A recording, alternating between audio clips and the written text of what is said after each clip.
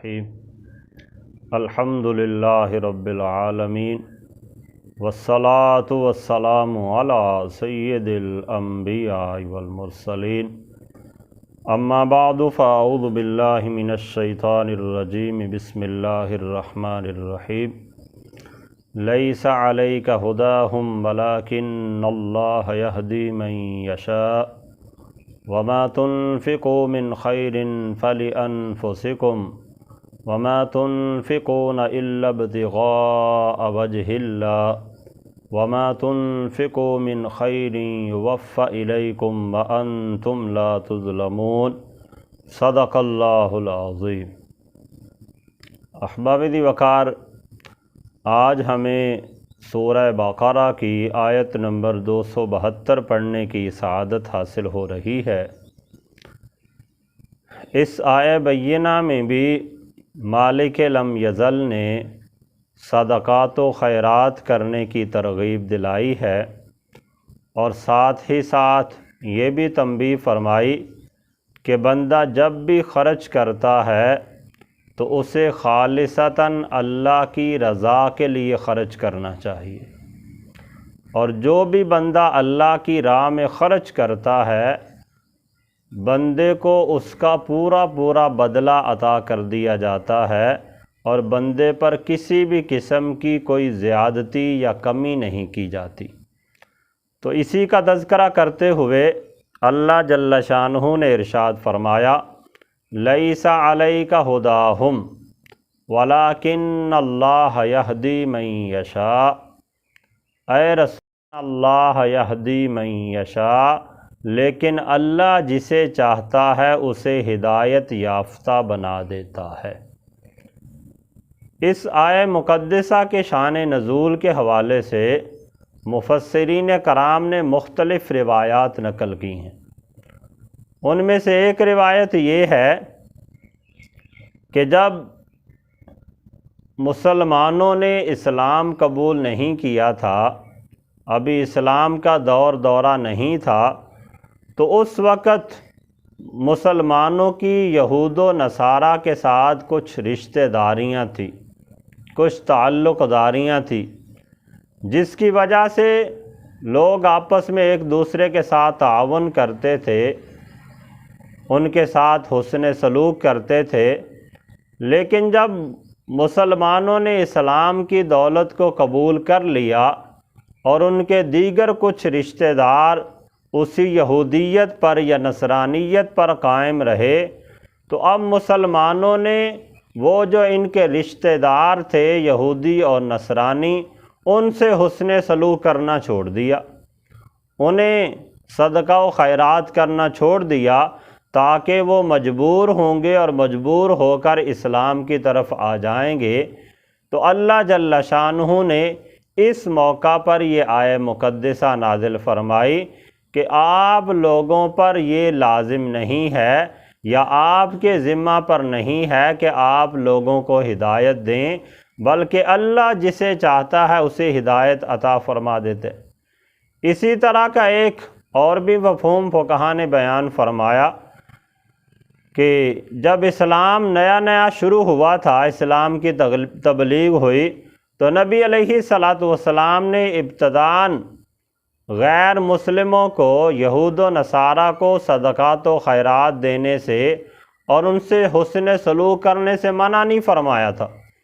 لوگ آپس میں ایک دوسرے کے ساتھ مسلمان اور غیر مسلمان کی تمیز کیے بغیر ہی لوگوں سے حسن سلوک کرتے تھے، اور مسلمان غیر مسلموں کے ساتھ بھی حسن سلوک کرتے اور صدقات و خیرات انہیں بھی دے دیا کرتے۔ جب اسلام کچھ پھیلنا شروع ہوا تو نبی علیہ الصلاۃ والسلام نے مسلمانوں کو یہ تنبیہ فرمائی کہ جو مشرکین ہیں انہیں خیرات نہ دیں، یعنی مشرکین کو خیرات دینے کی حضور نے ممانعت فرما دی،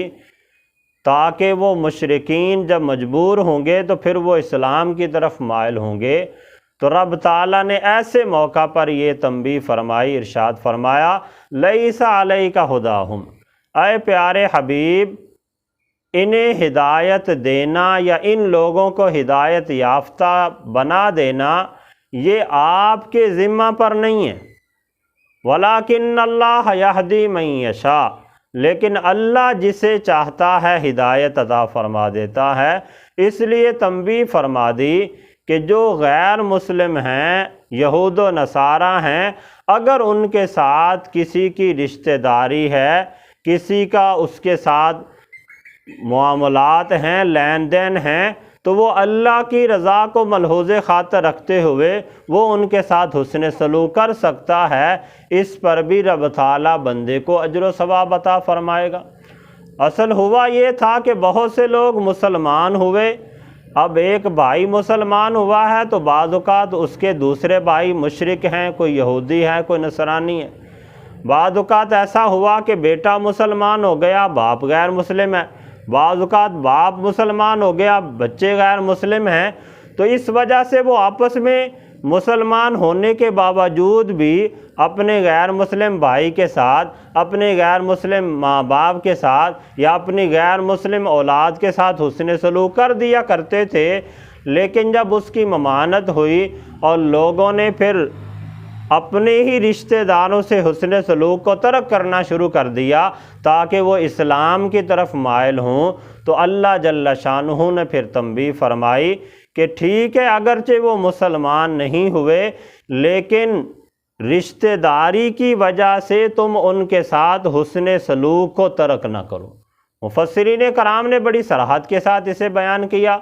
صاحب تبیان القرآن میں بھی اسے بیان کیا گیا، اور تفسیر نعیمی کے اندر بھی اسے بیان کیا گیا کہ یہ جو آیہ مقدسہ کا حصہ ہے یہ کافروں کے ساتھ حسن سلوک کے متعلق نازل ہوا کہ مسلمانوں نے چونکہ ان سے حسن سلوک کو ترک کر دیا تھا تاکہ وہ مجبور ہو کر اسلام کی طرف آ جائیں، تو رب تعالیٰ نے تنبیہ فرما دی کہ تم ان کے ساتھ حسن سلوک کو ترک کر کے انہیں مجبور نہ کرو، اس لیے کہ انہیں ہدایت یافتہ بنا دینا یہ تمہاری ذمہ داری نہیں بلکہ یہ تو اللہ جل شانہ کی ذمہ داری ہے۔ اس لیے تم بحیثیت رشتہ دار ان کے ساتھ حسن سلوک کرتے رہو تاکہ تمہارے اچھے اخلاق کی وجہ سے اور تمہارے حسن سلوک کی وجہ سے وہ اسلام کی طرف مائل ہوں۔ کہیں ایسا نہ ہو کہ تمہارے حسن سلوک نہ کرنے کی وجہ سے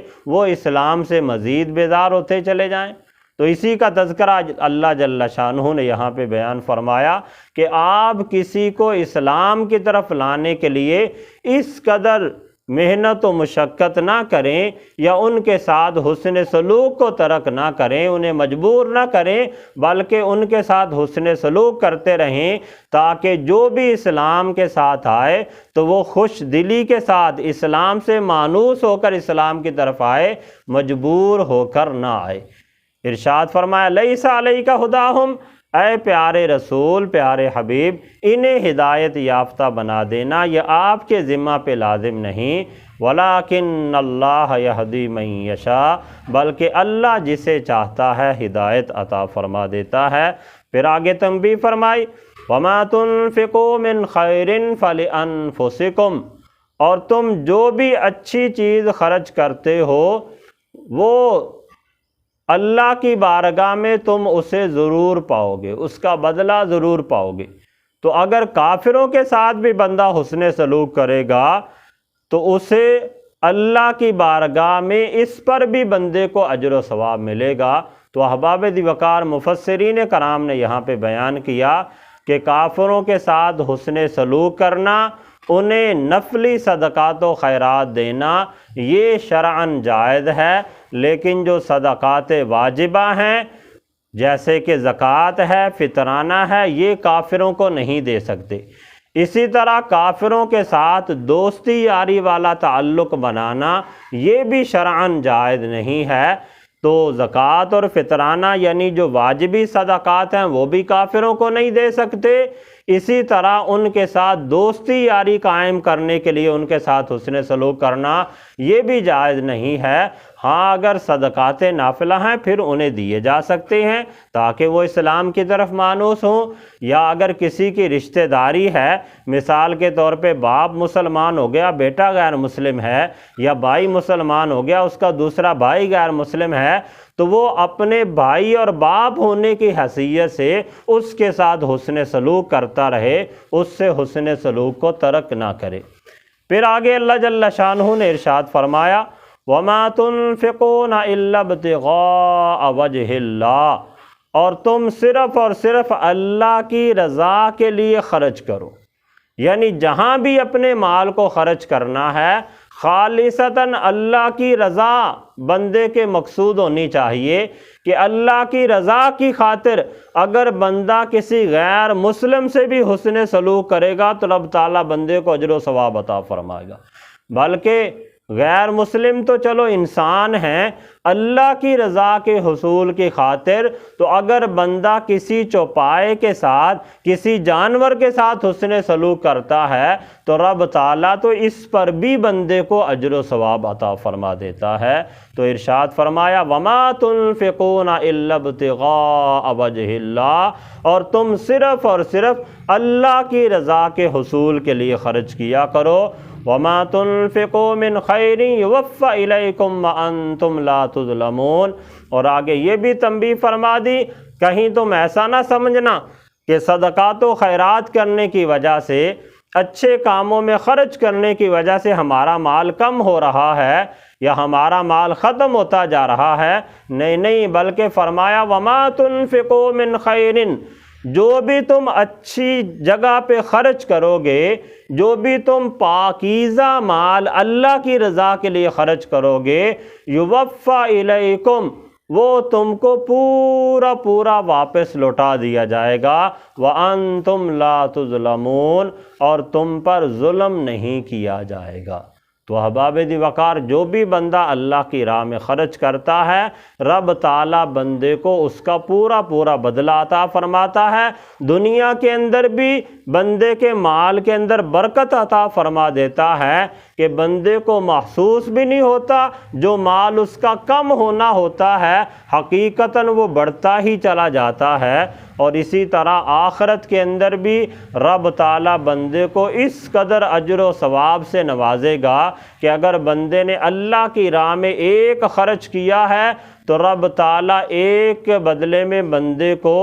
70 گنا اور بعضوں کا 700 گنا رب تعالیٰ عطا فرمائے گا۔ اسی لیے اللہ جل شانہ نے تنبیہ فرمائی وَمَا تُنْفِقُوا مِنْ خَيْرٍ، جو بھی تم پاکیزہ چیزیں اللہ کی راہ میں خرچ کرو گے، یوفا الیکم، تم کو اس کا پورا اجر عطا کیا جائے گا، وَأَنْتُمْ لَا تُظْلَمُونَ، اور تم پر ظلم نہیں کیا جائے گا۔ تو اللہ جل شانہ کی بارگاہ میں دعا ہے کہ رب تعالی ہمیں جب بھی ہم خرچ کرتے ہیں خالصتاً اللہ کی رضا کو ملحوظ خاطر رکھتے ہوئے اللہ ہمیں خرچ کرنے کی توفیق عطا فرمائے، اور اللہ تعالی ہم سب کو قرآن و سنت کو سمجھ کر اس کے مطابق عمل پیرا ہونے کی توفیق عطا فرمائے۔